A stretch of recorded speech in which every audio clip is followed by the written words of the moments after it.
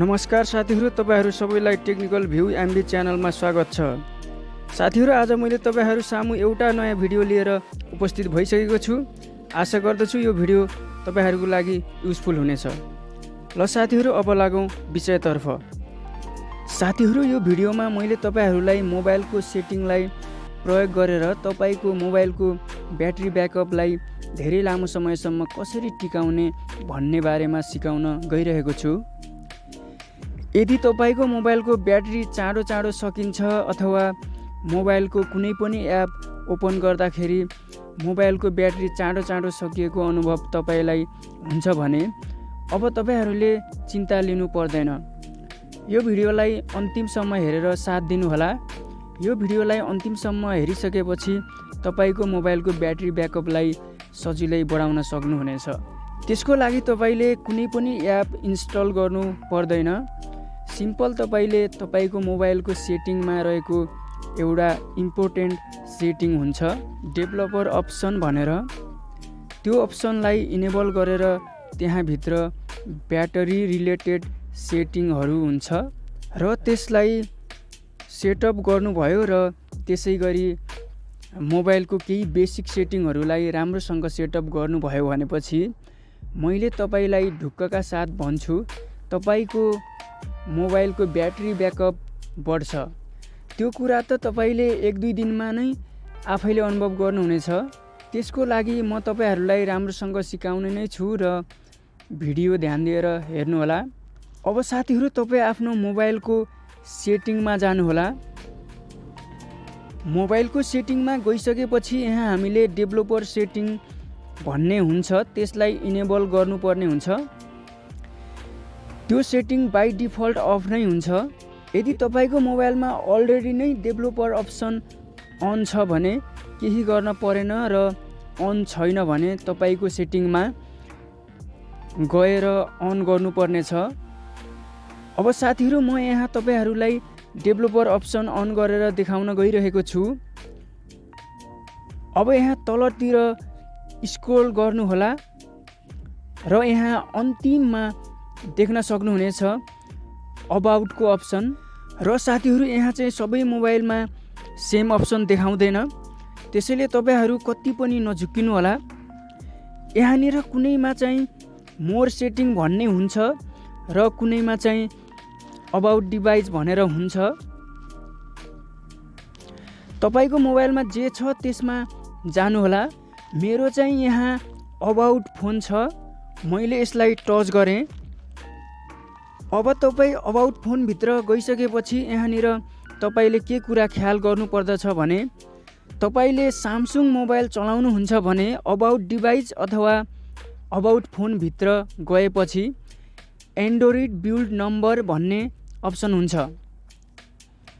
तपाईले ओप्पो अथवा भिभो चलाउनुहुन्छ भने त्यहाँ तपाईको एडिसनल सेटिङ अथवा मोर सेटिङ भित्र गएपछि अबाउट फोन भन्ने सेटिङ हुन्छ र फेरि पनि त्यसलाई टच गरेर भित्र गएपछि सफ्टवेयर भर्जन अथवा भर्जन मात्रै भनेर देखाएको हुन्छ र कुनै मोबाइलमा चाहिँ अबाउट फोन भित्र गएपछि एमआई अथवा युआई भर्जन भन्ने अप्सन हुन्छ। तपाईकोमा चाहिँ यी मध्येमा कुन छ त्यस हिसाबले अगाडि बढ्नु होला। मेरो चाहिँ यहाँ आएपछि सफ्टवेयर इन्फर्मेसन भन्ने छ, म यसलाई टच गरेर यसभित्र गएँ। यसभित्र गएपछि यहाँ तलतिर देख्न सक्नुहुनेछ बिल्ड नम्बर। यो बिल्ड नम्बर भन्ने अप्सनमा हामीले 7 पटक टच गर्नुपर्ने हुन्छ। 1 2 3 4 5 6 7। अब यति गरिसकेपछि डेभलपर मोड ह्याज बिन इनेबल्ड भनेर भनिसकेको छ। अब हामी ब्याक आउनु पर्ने छ। मेरो चाहिँ यहाँ डेभलपर अप्सन अन भइसकेको छ।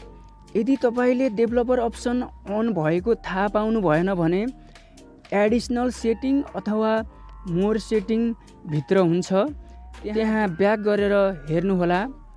त्यहाँ चाहिँ अन भइसकेपछि त्यहाँ अटोमेटिक गएर बसिसकेको हुन्छ। अब साथीहरू डेभलपर अप्सनलाई टच गर्नुहोला। डेभलपर अप्सन चलाउँदाखेरि अलिकति तपाईको ध्यान दिनुपर्ने हुन्छ। यहाँनिर जे पाए त्यही सेटिङहरू नचलाउनु होला। मैले तपाईहरूलाई भनेको कुरा मात्र इनेबल गर्नुहोला। अब सुरुमा यहाँ देख्न सक्नुहुनेछ डेभलपर अप्सन, त्यसलाई अन गर्नुहोला। यहाँ मेरो अन भइसकेको छ साथीहरू।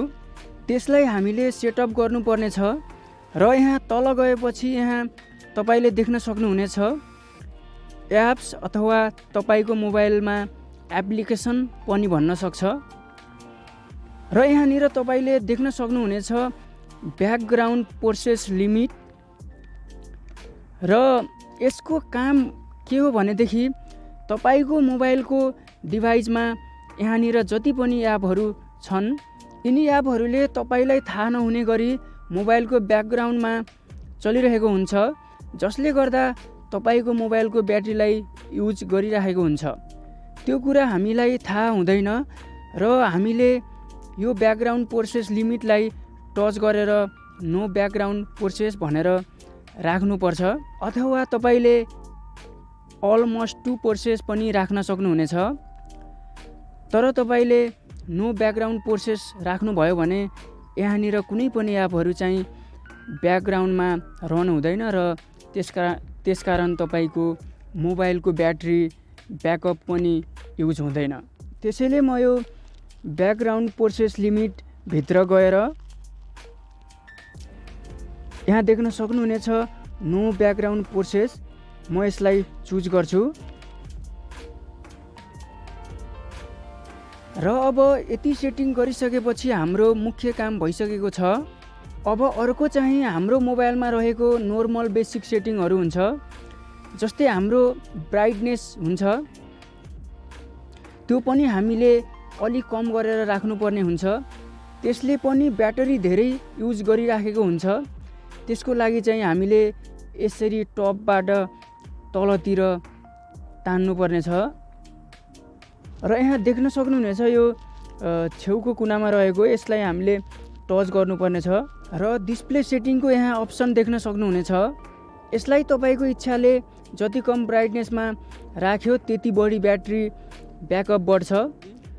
र अर्को कुरा साथीहरू, कहिलेकाहीँ तपाईहरूले वाइफाई अन गरेर चलाउनुहुन्छ र त्यो अफ गर्नलाई बिर्सनुहुन्छ र तपाईँ यस्तो अवस्थामा घरदेखि बाहिर कुनै कामले यात्रा गर्नु पर्यो भने बाटोमा अरूको वाइफाई कनेक्ट हुन खोज्ने अनि आउने जाने, यस्तै गर्दा तपाईको ब्याट्री ब्याकअपमा धेरै असर पुगिसकेको हुन्छ र चाँडो सकिन्छ।